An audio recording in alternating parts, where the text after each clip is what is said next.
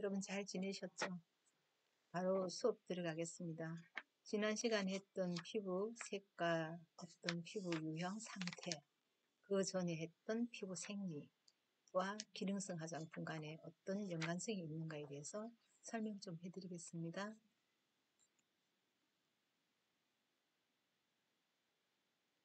기능성 화장품,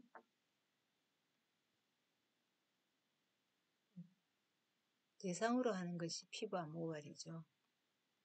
그래서 피부와 관련되어 있는 기능성 화장품, 모발이 있죠. 잠깐만요.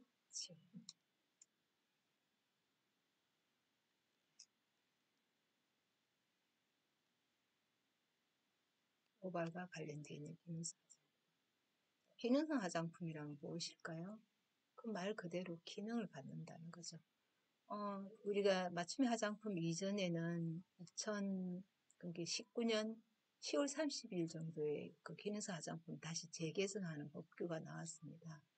법으로서 우리가 화장품법이 있죠.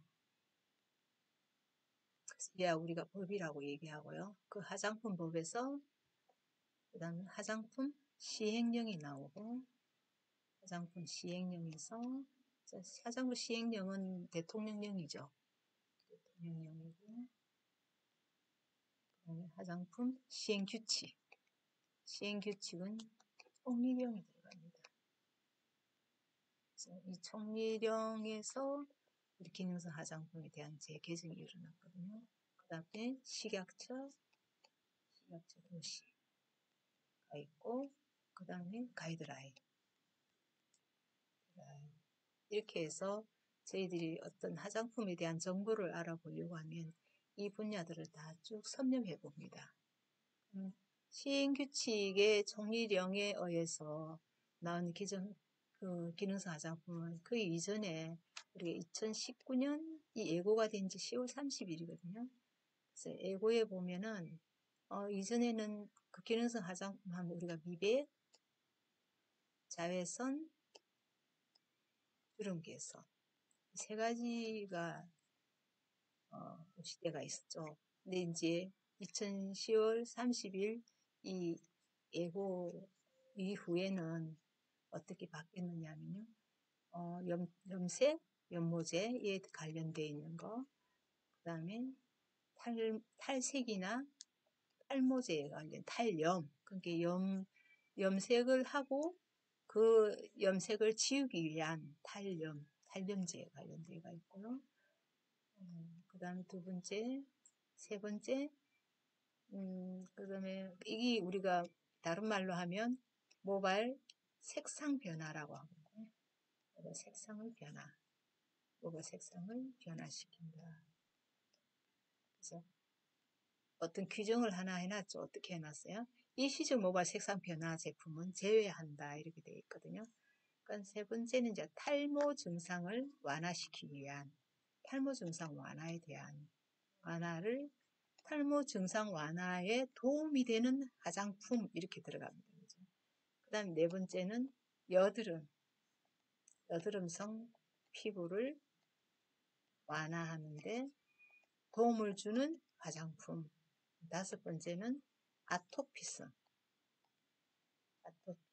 피부로 인한 가려움, 건조함, 가려움, 갈라짐, 각질화 이런 거 있잖아요. 그래서 피부로 인한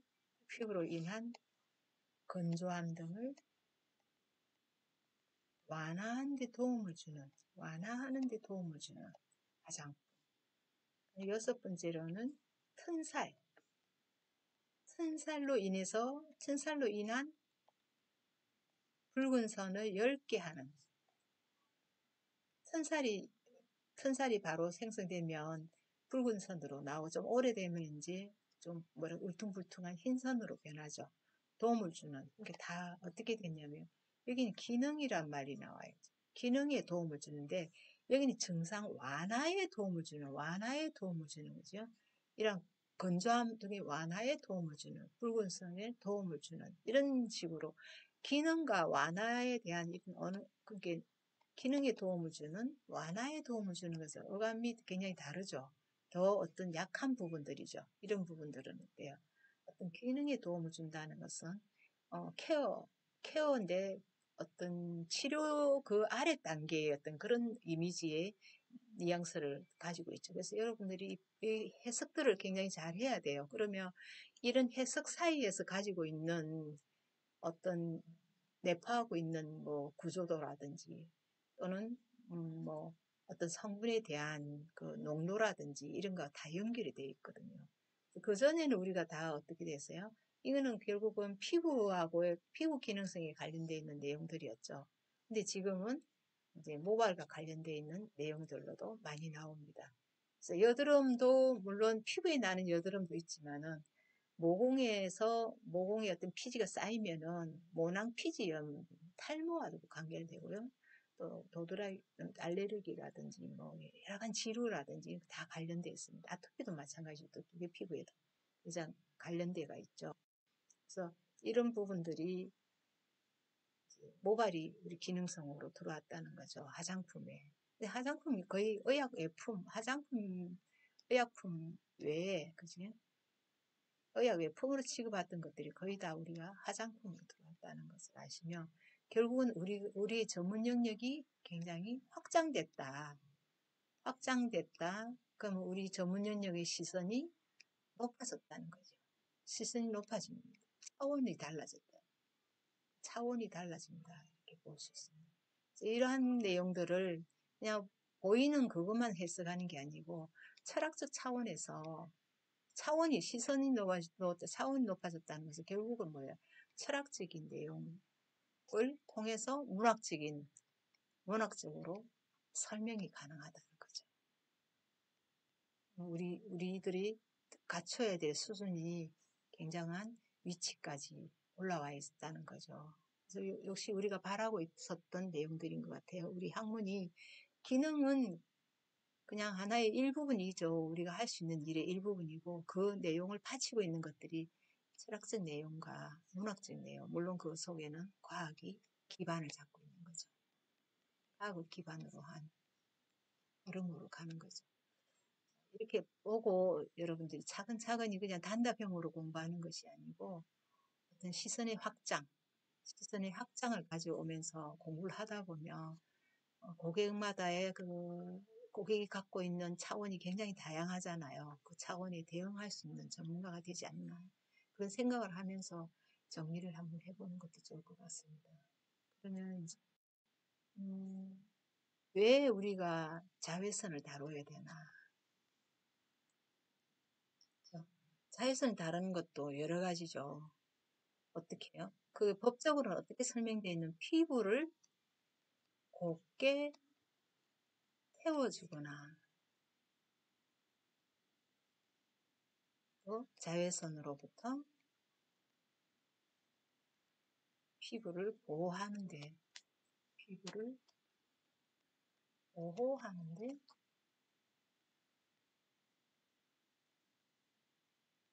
도움을 주는 제품이다. 자, 자외선이 딱 나오면 생각을 한번 해봅니다. 다 무조건 피부를 일단 곱게 태워준다. 선번. 그 다음에 자외선으로부터 UV라고 하죠. 우리가 UV 강선이라고 하는데 자외선 그죠? 지난 시간에 이야기했잖아요. 빛이 열 에너지 강자가 있으면 그치? 광 에너지 화장이죠. 무조건 빛은 화장으로 나타내죠. 그럼 가시광선이 있고 그치? 이 어느 부분에 자외선 적외선이 동시에 연결돼 있죠. 그럼 가시광선은 우리 눈에 보일 수 있는 광선이잖아요. 그래서 색을 나타내는 거예요. 알주노초, 한암보 이렇게 나오죠. 이렇게 나오면 빨간 그 외에 있는 것을 뭐라고 해요? 빨간 적자죠. 적외선이고. 보라의 외에 있는 거는 보라 자자죠. 자외선이라고. 그럼 그 외에 있는 파장을 이야기하는 거죠. 그럼 100나노메타에서 400나노메타까지가 자외선으로 볼 수 있는 거죠. 그럼 이 자외선에 대한 얘기를 지금 들어갈 것 같아요. 그래서 이 자외선을 받으면 피부를 곱게 태워준다. 또 이 자외선으로부터, 그러면 자외선을 받으면 태워줄 때 뭐가 태워져요? 내 몸에 있는 색소가, 내 몸의 색소라고 하면, 우리가 색소, 어두운 색소 태워준다면 거름이라고 얘기할 수 있죠. 우리 순수한 국어적으로 보면죠. 태워준다. 색소를 그을게 해준다. 이런 거는 결국 그 색소가 색소라는 거지. 그름, 어두운 색깔을 나타내는 것은 멜라닌 색소죠. 그러면 이 멜라닌 색소는 내 피부를 보호하는 데 도움을 주는 색소입니다. 내 피부를 방어하기 위해서 만들어지는 색소입니다.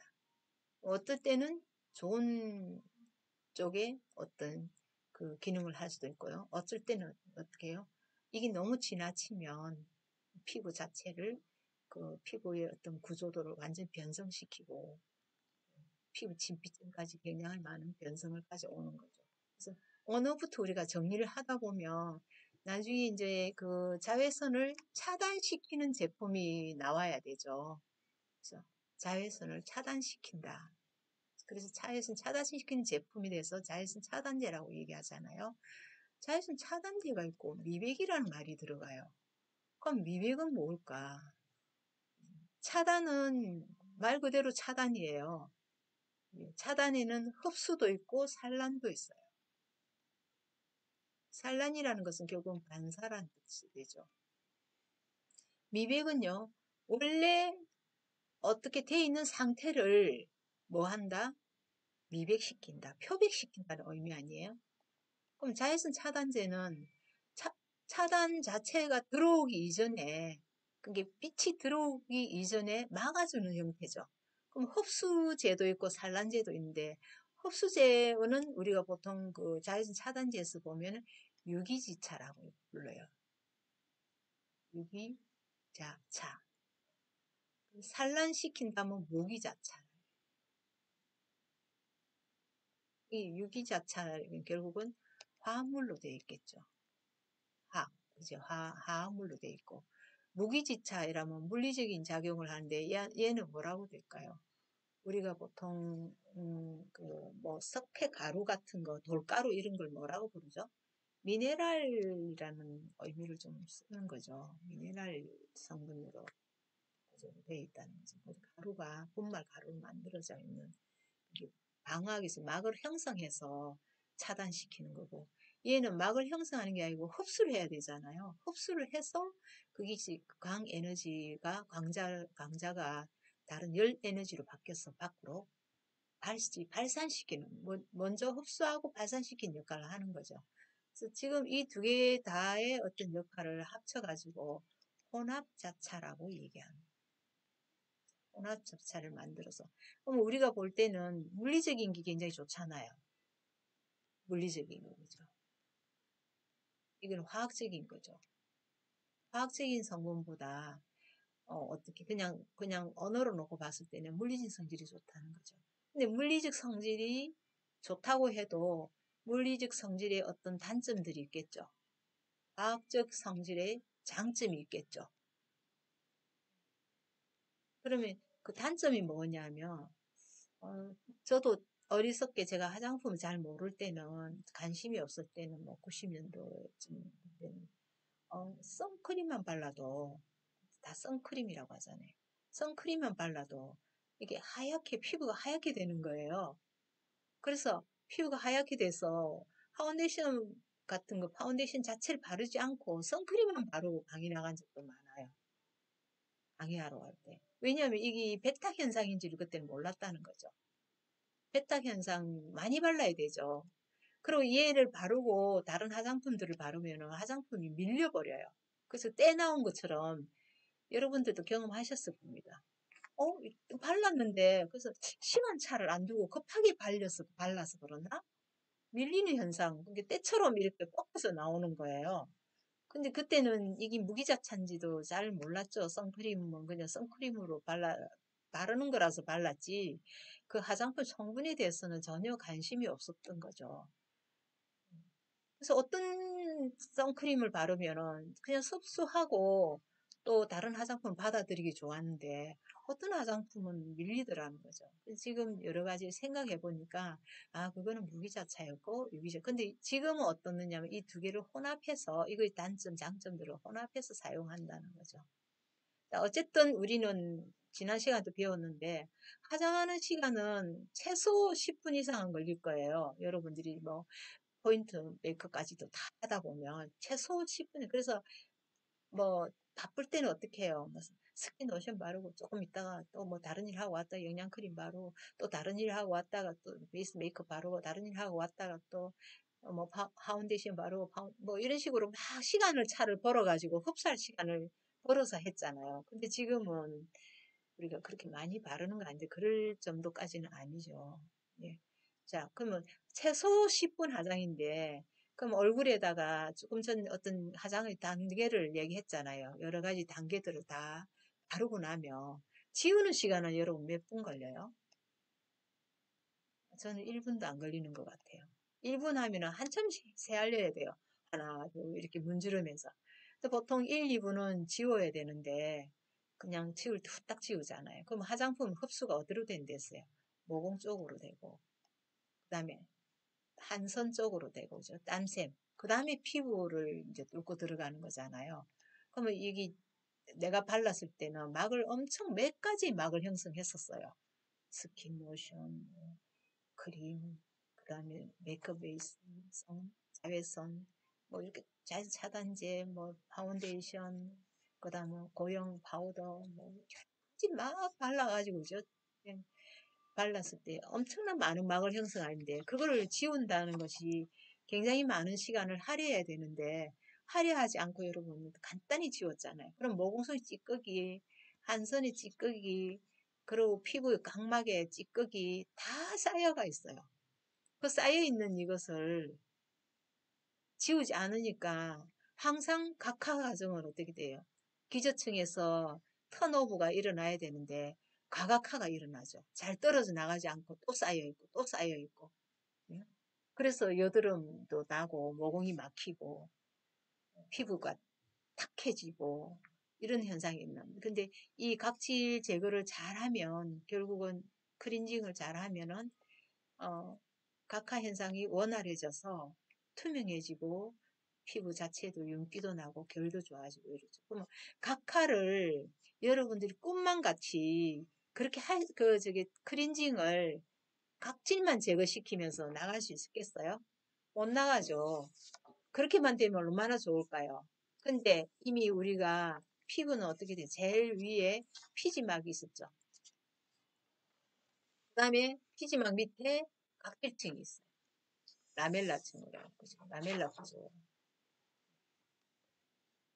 각질층들이 있죠. 그다음 그 밑에 라멜라 바디 구조가 몇 개, 한 10층에서 20개 정도로 돼 있죠. 20층으로 돼 있죠. 그다음 가립층이 있을 거예요. 이것까지만 그린다. 그럼 가립층에서 우리가 라멜라 바디에 전구체를 만들어서 밀어 올리죠. 이렇게 밀어 올립니다. 그럼 피지막은 결국은 뭐로 구성되었어요? 피지와 땀, 한선으로 구성되어 있죠. 피지와 땀으로 구성돼요. 각질층은요, MMF하고 세포간 지질로 구성. 그래서 피지막이 1차적으로 제거되고 2차적으로 우리가 조금 전에 뭐 했어요? 클렌징을 잘 해야 된다 이렇게 이야기했잖아요. 그래야지 내가 뭐 하루 종일 먼지야 화장품이야 다 덮어 쓰고 온 거 벗겨내야 되잖아요. 오후에 와서는 어떤 일을 하고 저녁에 와서는 벗겨내는데 깨끗하게 오물만 나가면 얼마나 좋겠어요. 근데 그렇지 않다는 거죠. 클렌징이. 그럼 뭘 벗겨져 나가요? 내 여기 있는 피지막에 있는 성분들을 벗겨져 나가요. 각질층에 있는 이 성분들이 빠져나가죠. 그래서 결국은 이 성분들이 모자라면 어떻게 돼요? 보습이 안 되죠. 보습막 형성이 안 됩니다. 보습막이 형성이 안 된다는 것은 어떻게 돼요? pH가 무너졌다는 거죠. 피지막은 결국은 피부의 산성능을 나타내는 거 아니에요? 산성도를 나타내는 거죠. 이 산성도가 무너졌다는 것은 결국은 뭐예요? 이 속에 있는 pH, 지방산이 구조들 여러분 피지 구조도와 땀의 구조, 아니 구성 성분들을 잘 알아야 됩니다. MMF와 세포간 지질의 구성 성분도 여러분 분별할 수 있어야 됩니다. 자, 제품은 금방 팔 수가 있어요. 고객한테 좋아요. 제품, 고객님, 이 제품은 참 좋아요. 그래서 이거 발라보세요. 근데 한 번, 두 번은 고객님이 조금 속아주죠. 근데 시간이 지나면 누가 더 똑똑해져요? 고객이 더 똑똑해집니다. 이것저것 다 좋다고 써본 것마다 다 써봤는데 아니더라는 것을 느끼게 돼. 그리고 좋아봤자 얼마나 좋아지겠어요. 그 한번 피해를 본 피부는 어느 정도 복원하는데 1년간 걸린댔어요. 복원이. 1년간 정도 해야만이 전체적으로 세포들이 복원되는데 지방산이 먼저 빠지죠. 그럼 피지에 있는 지방산이나 각질적에 있는 지방산 구조도가 세라마이드라든지 트라이셀라마이드, 다이셀라마이드, 스코알렌, 왁스 에스터, 피지에 구성대가 있는 거죠. pH. 그런 부분에서 지방산 콜레스테롤이 빠져버리면 결국은 pH는 무너져 버리죠. pH가 무너졌다는 말은 뭐예요? 산성도가 무너졌다는 것은 수분 보수력이 없어지고 외부로부터 미생물에 대한 방어 능력이 없어졌다는 거 아니에요? 자, 이런 식으로 여러분들이 고객한테 설명할 때는 그 고객의 수준에 따라서 어디 부분에 들어가서 가장 생리 부분에 설명을 해야 될지. 왜냐하면 제품 하나를 팔기 위해서는 그 제품이 가지고 있는 성분들을 설명해 줘야 되잖아요. 그럼 그 성분들이 왜 이게 들어가서 이 역할을 하는지에 대한 설명은 결국은 어떤 생리나 구조나 특징을 가지고 얘기해 줄 수밖에 없다는 거죠. 지금 공부해 놓은 것이 수많은 손님들이 가지가지의 손님들이 와도 이거는 이 부분은 10% 첨가하시고 저 부분 설명할 때는 또 다른 손님이 왔으면 이 손님한테 10%가 다른 손님 30% 설명이 가능할 수도 있고 그래서 폭과 깊이를 널리 가지고 공부를 해 놓지 않으면 여러분들이 적응력이 없어진다는 거죠. 파는 거는 공부 안 한 사람들도 다 팔 수 있어요. 오히려 달콤한 말 잘하는 아무것도 모르는 사람들도 다 할 수가 있죠. 그러나 그 오래 가겠습니까? 전문가가 아니죠. 그런 사람들은. 근데 우리는 전문가이기 때문에 피부의 생리나 구조도나 이런 것들을 통해서 고객이 한 번 오고 두 번 오고 세 번 올 때마다 깊이 있는 설명이 가능할 수 있도록 준비해 놔야 된다는 거죠. 자, 제가 이거 하나만 들어가도 굉장히 많은 시간이 많은 걸 끌어와서 설명할 수 있잖아요. 근데 이제 단절시키고 자외선에 대해서 다시 들어가야 될 것 같아요. 그럼 자외선은 이런 부분들을 다 어떻게 해요? 파괴시키는 역할을 한다는 거죠. 이거보다 더 깊이 들어가서 이걸 만약 기저층이라고 생각하면 기저층을 연결해서 얘는 진피고 이 밑으로 가면 진피고 위로 가면 표피잖아요.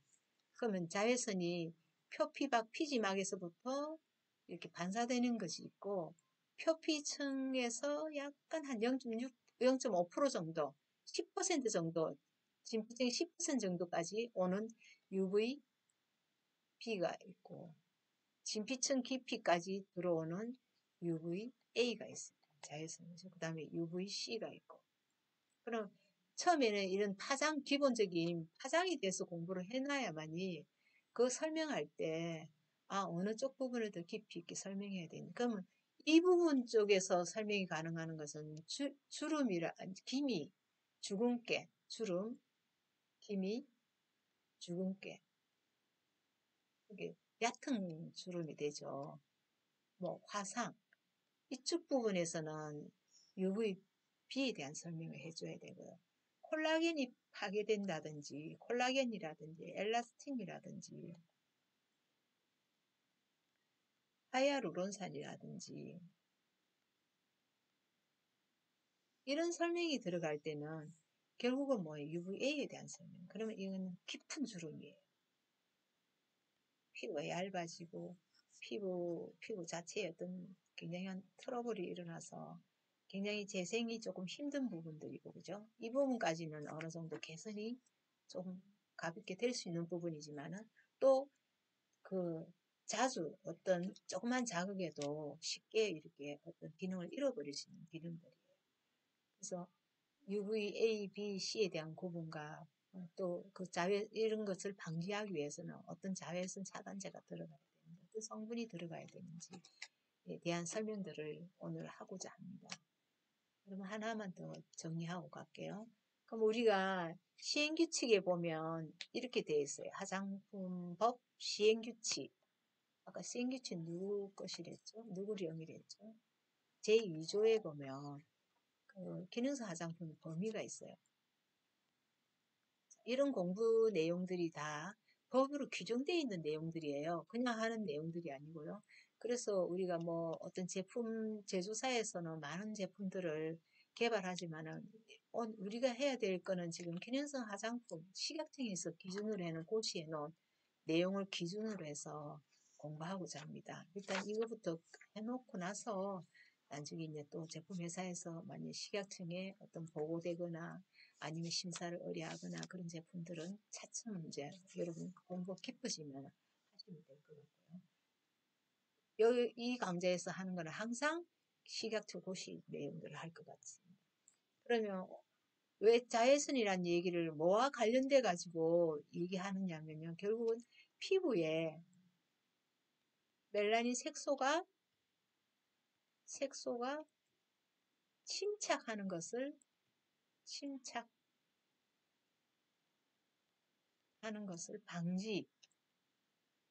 방지하여 결국 이 방지하기 위해 뭐가 왜 방지하느냐면 침착하며 되면은 뭐가 형성돼요? 기미나 주근깨가 형성돼요. 그래서 기미 주근깨 생성 이 침착이죠. 생성을 억제시킨다. 자, 그러면 이거는 어떤 내용인지 또 두 번째. 자, 침착된 피부에 침착하는 것을 방지해주고 이거는요 피부에 침착된 멜라닌 색소의 색을 10개 하여 10개 한다는 거죠. 10개 하여 10개 하는 화장품 어떤 하는 뭐 제품 10개 하는데 도움을 주는 화장품 이런 것들 뭐 효능 효과에 대한 얘기를 하죠. 두 번째. 세 번째는 어떠냐면 강한 햇볕을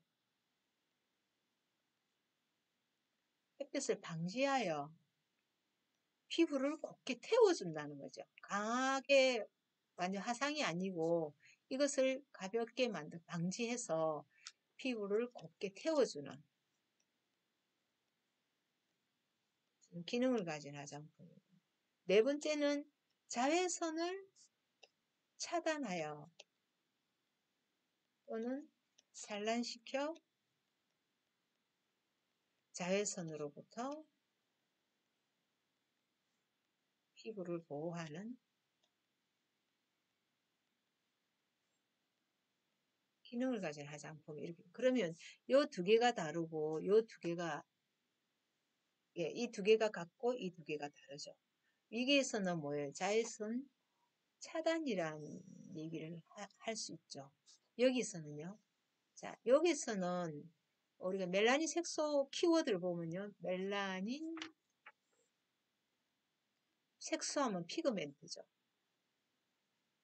멜라닌 색소. 또요. 멜라닌 색소가 있고 자, 멜라닌 색소는 이미 만들어져 있습니다. 유멜라닌과 페오멜라닌이요. 유멜라닌 아주 짙은 멜라닌이고 페오멜라닌은 우리가 한갈색이라고 얘기했거든요. 황적색이고 유멜라닌은 젓갈색. 얘는 알갱이가 큰 거고 얘는 디퓨즈 패턴이라고 얘기했어요. 이 색소가 이미 있고요. 이 색소가 침착된 것을 방지하기 위한. 그 다음에 두 번째 키워드는 자, 멜라닌이 그냥 생성되는 게 아니죠. 멜라닌의 어떤 메커니즘에 보면 멜라니즘,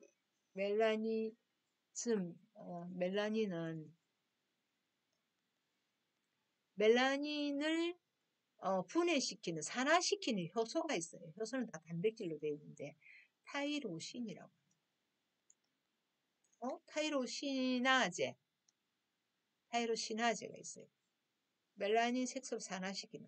그러면 멜라닌 색소를 산화시킨 다이로 어떤 단백질을 효소 단백질을 다이로시나제라거든. 어떤 단백?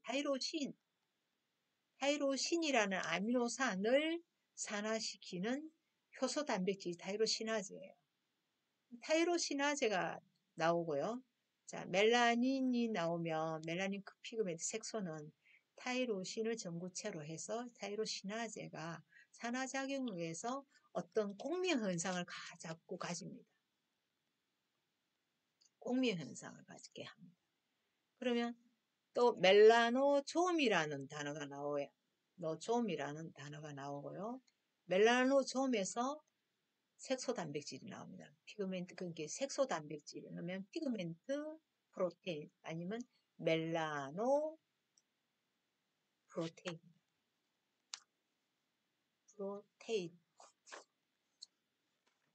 자, 이 키워드들을 잘 익혀놔야 돼요.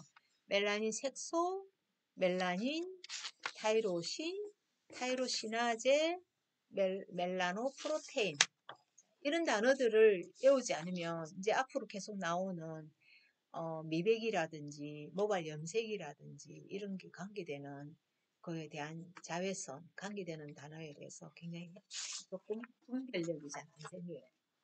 그래서 이런 키워드가 뭔지 조금 전에 우리가 피부에서 키워드 있었죠.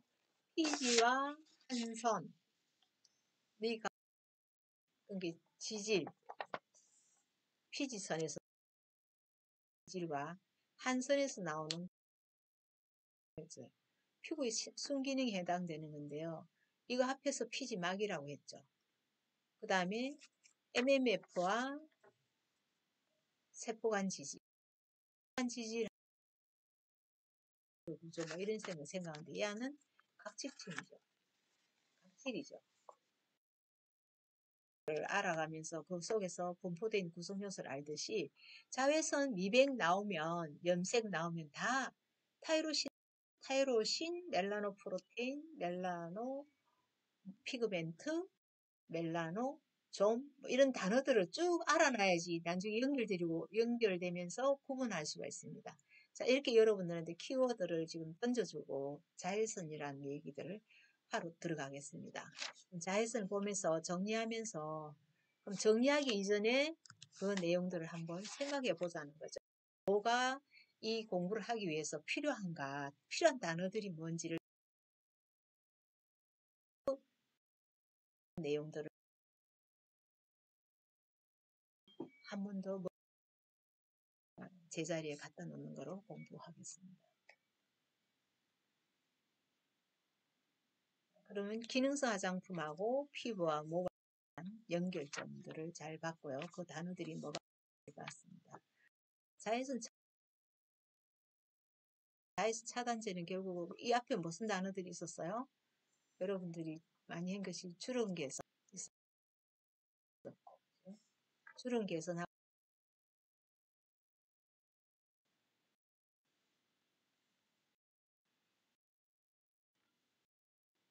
그다음 하는 것이 그대로 한번 해보세요. 여드름 있죠. 여기까지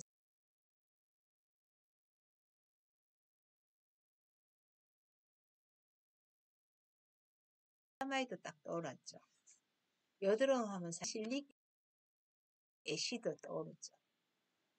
튼 사람은 그 기능성으로 지정되어 있는 거. 근데 우리가 뭐 시어버터 들을 좀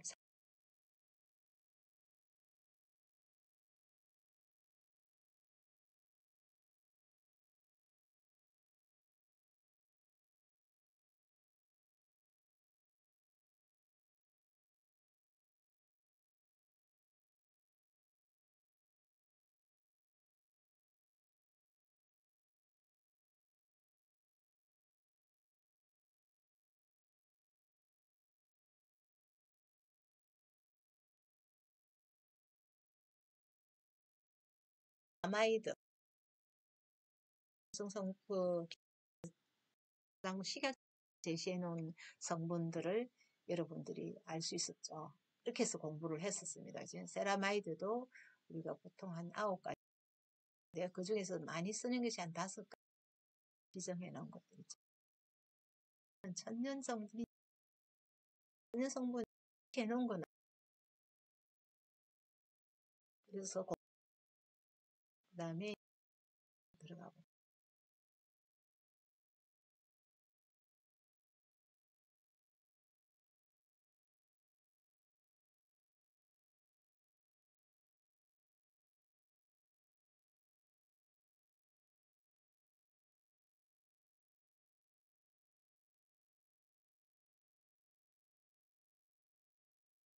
다른 거 지식이 되지 않나 이런 생각입니다. 자, 선스크린 에이전트라고 하죠. 자외선 차단제. 자외선 차단제는 벌써 화장에 대한 얘기를 지난 시간에 다 했었고요. 자, 자외선을 뜻이죠. 여기서와 같이 막대가 이죠.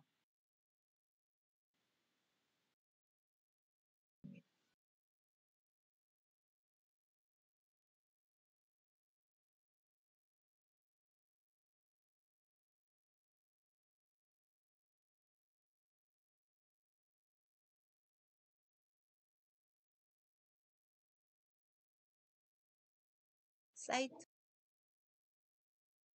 만들어내는 세포란 뜻이죠. 근데 피부 안쪽에서 볼 때는 살아있는 세포예요. 기저막대 세포 생리작용이 일어나서 딸세포를 만들어내서 분열시켜서 그 분열이 이동되면서 되면서 이런 가지 세포라고 했죠. 여러분들이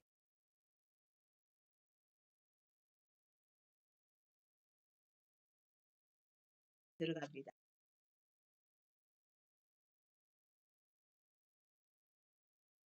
여러분 교원섬유가 뭐예요?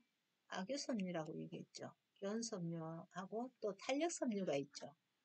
그래서 백색섬유가 여기는 백색섬유가 되고 여기는 황색섬유가 되고 이건 한 2%가 60%. 이런 엘라스틴 이렇게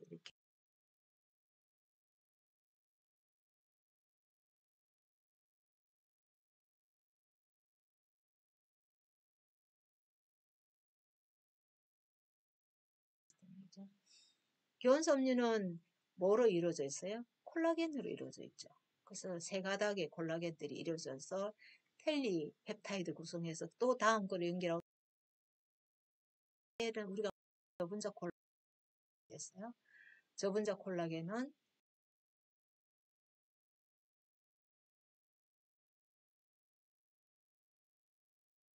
치해야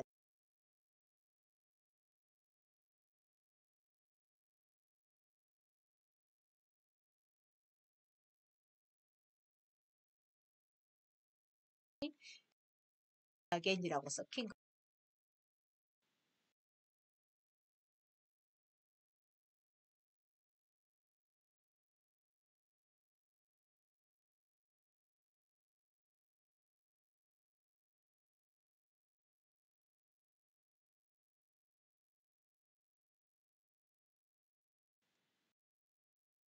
콜라겐에 대한 구조도도 콜라겐 자체가 30만 분자량이 30만이잖아요. 근데 이게 300에서 500까지 아주 저분자량으로 나눠 섭취한다는 거죠. 그러면 뭐라 부르고 어느 관점에서 기억하시기 하는 겁니다. 한다병 건 아니에요.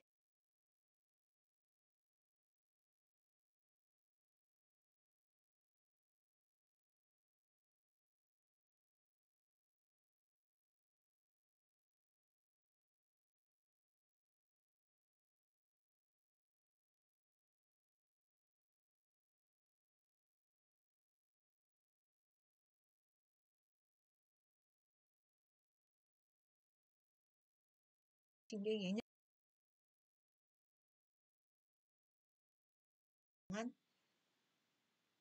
어떤 활성화되는 대사작용이 일어날 수 있다는 거죠. 그래서 여기 혈관 신경들에서 노폐물을 걷어가고 산소를 주고 로서 이렇게 확산작용을 통해서 기저세포들을 시키는 곳이잖아요. 그래서 그럼 결국은 활성화시켜서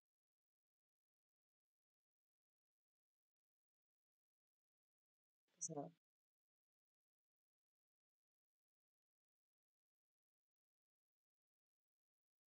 똑같은 얘기죠.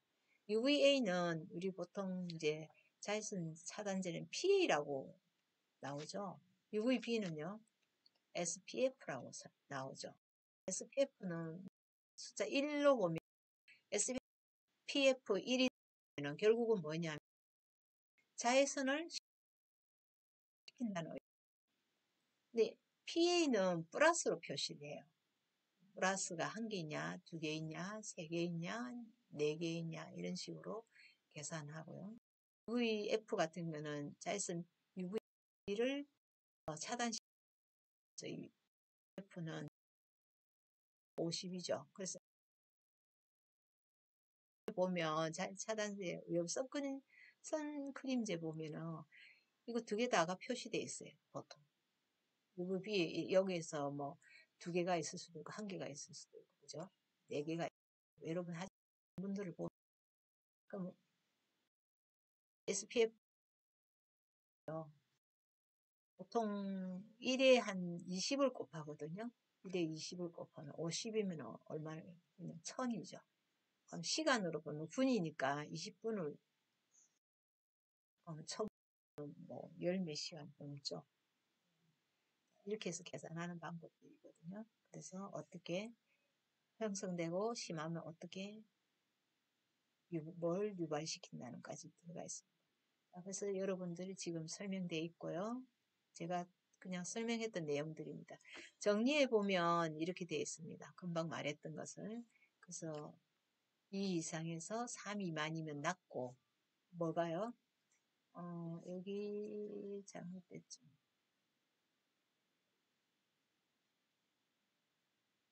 연결되는 거죠. 강노화, 햇빛에서 노화가 되는 거죠. 그래서 너무 많이 받으면 시골에 있는 이제 시골 분들이 논이나 밭에서 일 많이 하시는 분들은 피부가 꺼죽이 돼가 있어요. 그 강노화가 온 거죠. 완전히 맨들맨들한 막 가죽이 돼서 까맣게 돼 있는 거죠. 그래서 4개는 매우 높은 16 이상. 2, 4, 8, 16 해가지고 올라와. 자신 차단 받고 2에서 4는 하나일 때는, 2개일 때는 보통이고, 3개일 때는 높다. 이죠. 8에서 16미만.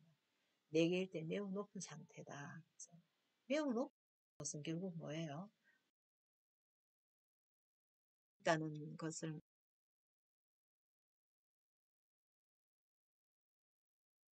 많이 들어가 있을 때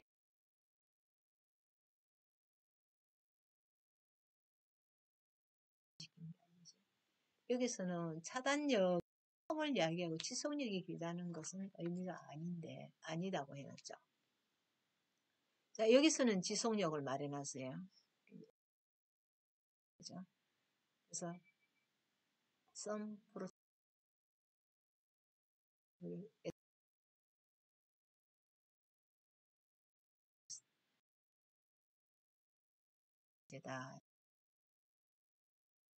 되고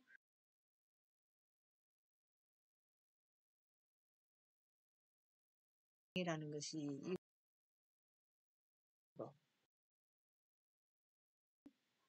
이지 이게 홍반 하상을 일으킨 그 자외선 투여량이라는 의미예요. 그래서 시험에 1차 시험에도 이런 다 나.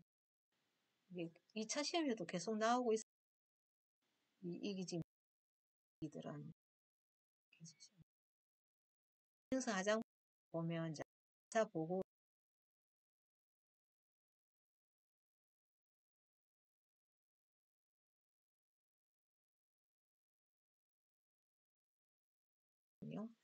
또 단주 공부하기 10 이하 제품은 자외선 차단 지수 차단 등을 설정 근거 자료에서 제출이 면제된다는 거죠. 10 이하이든, 그 10 이하가 넘으면은 보고할 때, 이, 금액을 설정해서 해야 됩니다. 식약청 개발해 드러낸다고.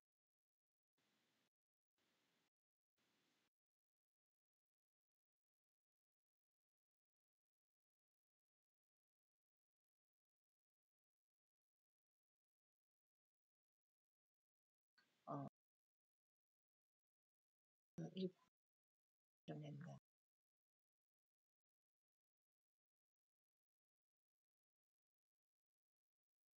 개요를 설명할 때 좀 무기지차, 유기자차, 혼합자차, 그렇게 해서 어떤 내용들이라는 얘기를 쭉 해가겠습니다. 그러면 이제 설명이 들어갈게요.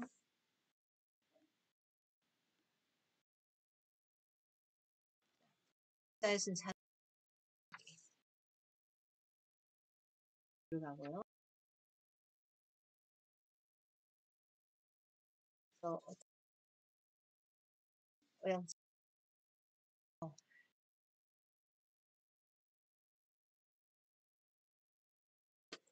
화장품, 색조 화장품에만 한하는 거라고 이렇게 얘기해놨죠. 피부를 곱게 태워주거나 자외선으로 피부를 보호하는 데 도움을 준 제품 성분이 함량에 대해서 이제 설명에 들어가.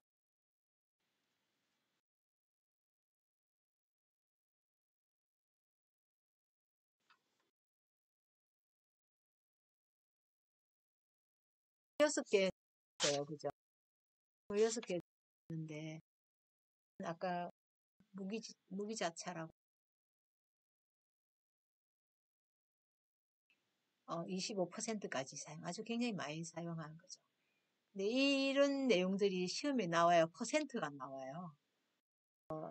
어쩔 수 없이 우리가 하긴 했지만은 시험을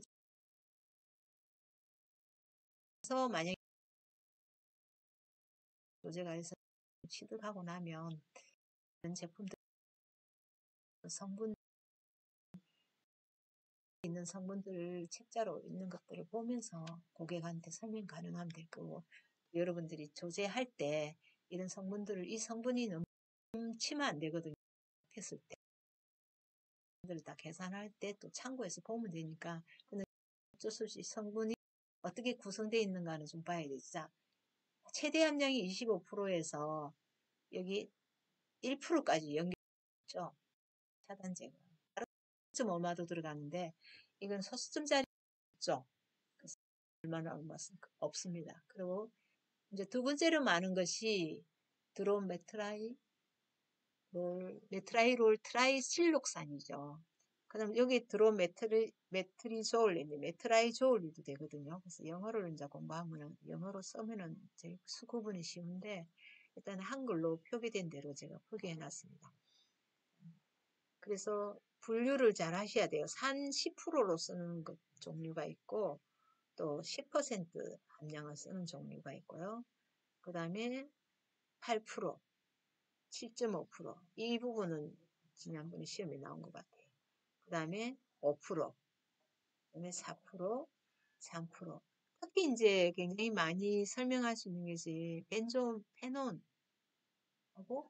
벤조페논 3, 4, 또 아보벤존 이런 부분에서 좀 많이 그 설명이 들어가야 되는가 봐요.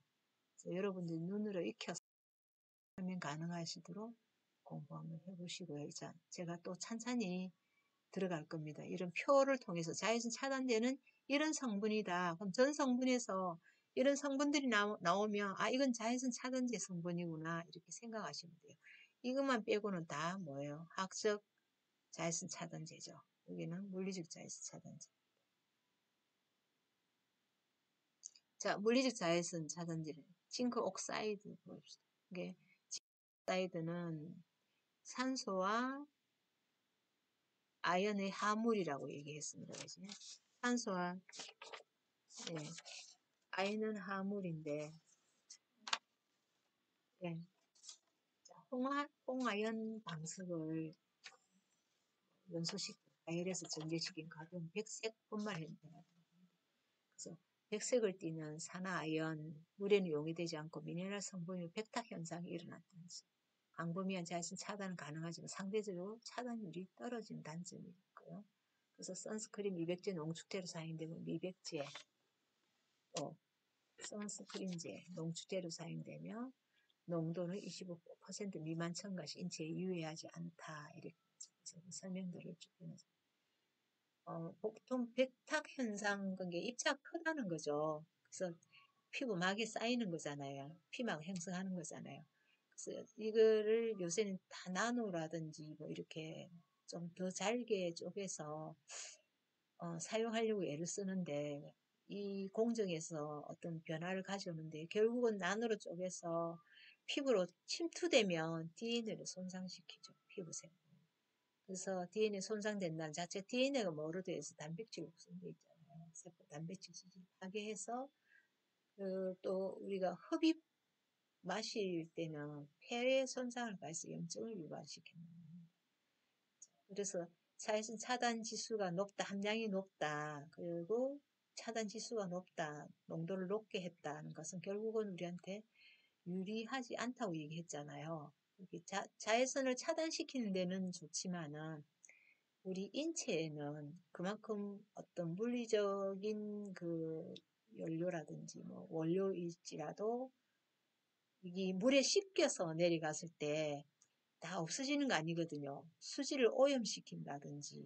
그럼 다시 또 우리들의 어떤 자연 환경에서 다시 뭐 해요? 순환작용을 하잖아요. 우리한테 또다시 해를 끼치는 것이 되죠. 그래서 참 많은 것을 생각해. 이런 물질을 안다는 것은 그보다 더 높은 차원의 뭔가가 피해를 주는 것마저도 생각해 보면서 사용해야 되지 않나. 이런 어떤 뭐라고 하죠? 우리한테 참 던져줍니다. 문제점들을요. 좋은 것의 이면에는 좋지 않은 것들도 있다는 것을 생각해 보셔야 되지 않나 생각합니다. 그런 화두를 통해서 여러분들이 공부를 보람있게 해야 될 것 같습니다.